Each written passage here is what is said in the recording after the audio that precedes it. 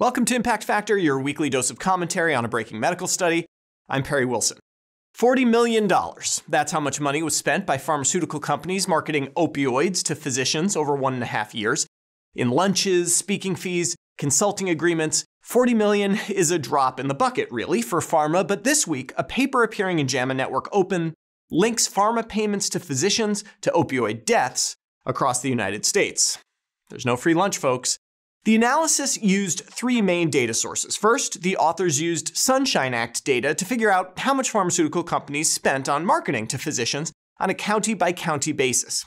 If you haven't played with this website, you definitely should. Find your doctor, find a pharmaceutical company. You can see here that Purdue Pharma, makers of OxyContin, spent around $6.8 million in 2017 marketing directly to physicians.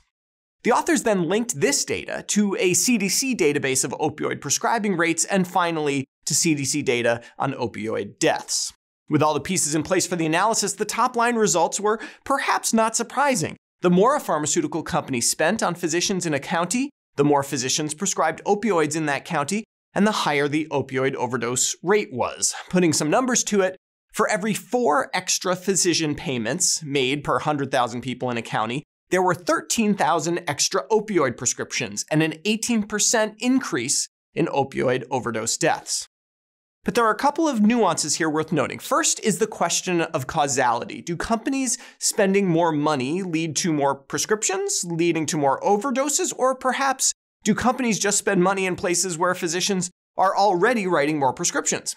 To address this, the authors linked prior year spending to current year prescription rates. But given that prior year and current year spending rates are likely highly correlated, I don't think this totally gets around the reverse causation issue.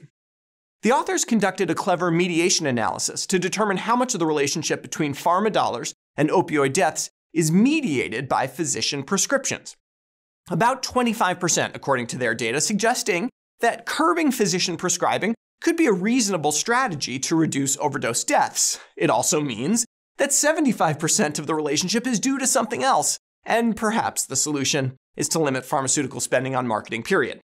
Now, I should mention that there's no negative control in this study. It would have been nice to see if marketing dollars spent on, say, cholesterol medications were associated with opioid overdoses. If they were, it would give a hint that there's some unmeasured factor here, maybe healthcare utilization, that the analysis isn't accounting for. So this isn't an open and shut case. And yet, I can't help but wonder what possible public good comes from this type of marketing.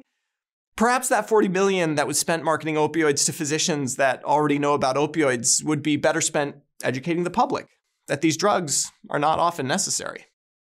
For Medscape, I'm Perry Wilson.